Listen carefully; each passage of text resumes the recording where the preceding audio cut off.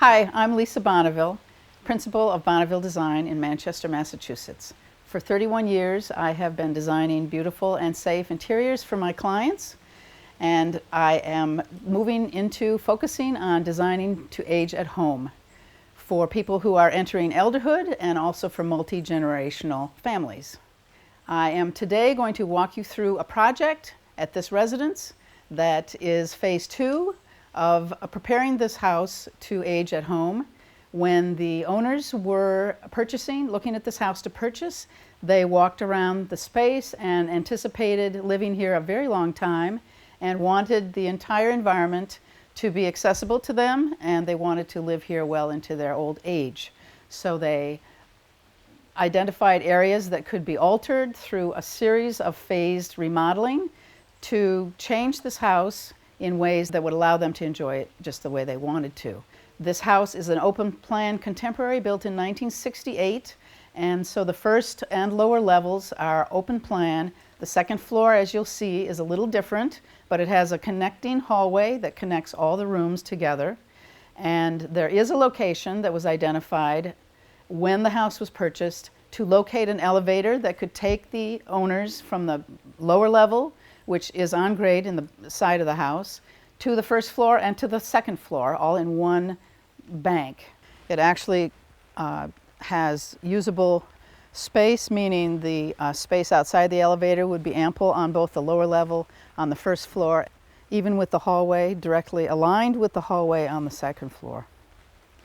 So the first step for these owners was to landscape and upgrade the exterior of the house, improving mobility around the house and increasing the use of the entire property.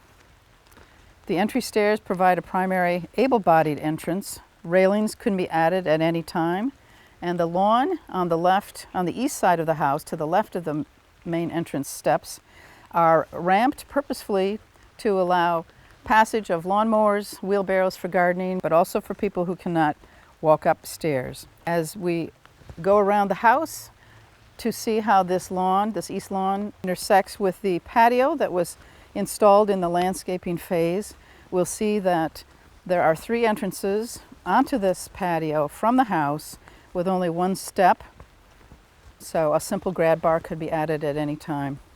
On the kitchen side, which is the west side of the house, there are a couple more steps, but the west side of the house has a porch that has plans in one of the phases to create a mudroom off the kitchen that will access the garage through not only a staircase, but also a lift system that would allow someone to come drive directly into the garage, get out of their car, even if they were in a wheelchair, come through a 3-foot doorway onto a flat surface, get on the lift with their groceries, with whatever they need to also bring with them, and go through the mudroom into the kitchen.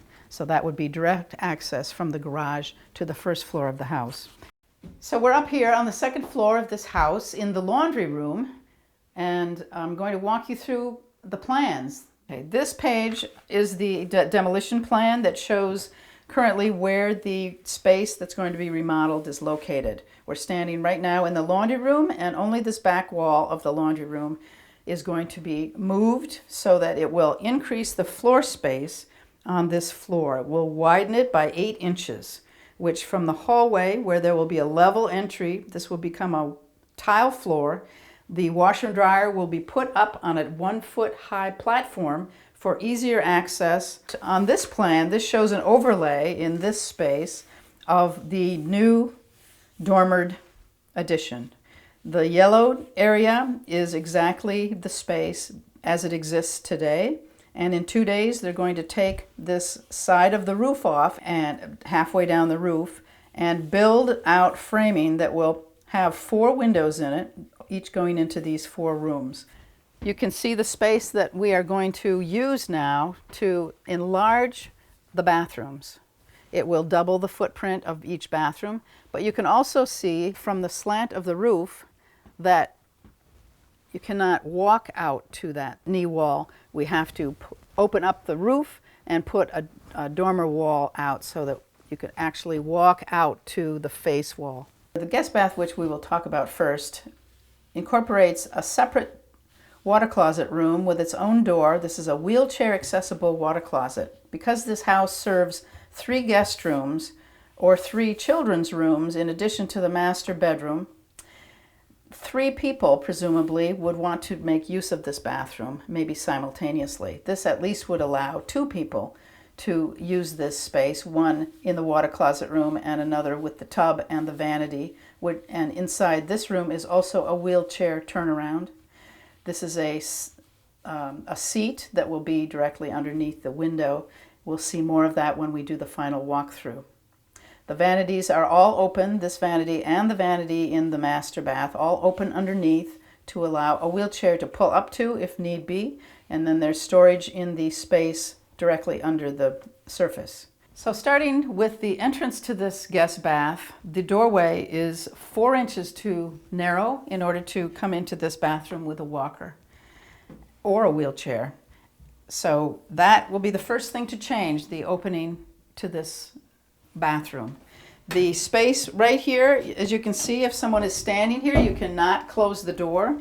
So enlarging the floor space is very important so that it can be used, and this you can stand aside and close the door. So that's why we're increasing the floor space, doubling the floor space, moving the vanity in this direction to a wall that will allow us to stand just like this at the vanity. Right now, if we were to move the vanity, we would be in the lower ceiling of the attic, and that would not work out.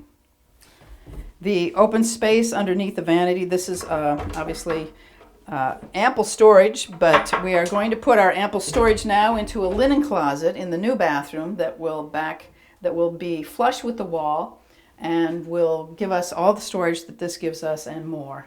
Lighting will be altered and increased. There will be a tub. We're moving the tub out of the bathroom, out of the water closet room, and putting it into the room with natural light. Well, the master bath does not have a separate room, just a separate area for the water closet, and has a roll-in shower stall. So you could actually roll into this shower stall in a wheelchair. The floor will be level, no thresholds at all. Now I'm entering the master bathroom, which you will see is a mirror image of the guest bath, except for the tub is a shower in this bath. And the vanity, we have the same problem with door swing. We have fluorescent lighting very low in here. All the finishes need to be upgraded. The faucet system in here is not user-friendly for someone who has difficulty with their hands. It requires fingers and a full hand to manipulate this. The rule is to be able to turn your water on and off with a fist. So a lever handle is what will be is best, or what we have ordered for this particular bath is a single post faucet with a lever on the faucet. Gives it a more contemporary look, which is in keeping with the architecture of this house. Again, we have a completely enclosed vanity underneath. We have very little floor space. We have signs of mold inside this shower stall. It looks as though many, many coats of paint have covered up mold and mildew that have accumulated in this bathroom since 1968. Going back to our 5 steps of remodeling to age at home, the first step being getting into the house, the second step being travel inside the house from room to room and floor to floor. The third step has to do with preserving good health on your interior environment. That has to do with the finishes that are selected, the furnishings you put in place, the ergonomics, which is how can you reach what you need to reach within your range of motion, indoor air quality, green design, and sustainable applications and products. The fourth element has to do with removing barriers to decrease any opportunity for accidental injury. We talked about the ample doorways, the lever handles, the level floors from one surface to the next, from the carpet to the tile. Layered lighting, including the ambient lighting and also task lighting, will be evident in the new revised bathrooms. Easy to reach access to objects for daily living will be evident also as you stand at the vanities or sit at the vanities or use the dressing closet, and well-positioned surfaces and storage. in those task areas is also very important, along with appropriate accessories that provide stability where needed, which are at the toilet or the water closet, in the shower, and at the tub, both to get in and out of these water areas. The fifth step in remodeling to age at home has to do with security for all members of the household. An alarm system, smoke detectors and CO2 detectors, the role of landscaping so that you can preserve privacy and also see who is on your property when you need to, adjustability elements in what you put in place. Because very few people can afford to remodel their home all at once, so they do it in phases. I firmly believe that it should never be your house that tells you when it is time to leave home. That in putting in place the right preparations, the right budget for you, that your environment can be made perfect so that you can stay there as long as you choose. Thank you for joining me on this tour, and I look forward to presenting to you the end result in 3 months.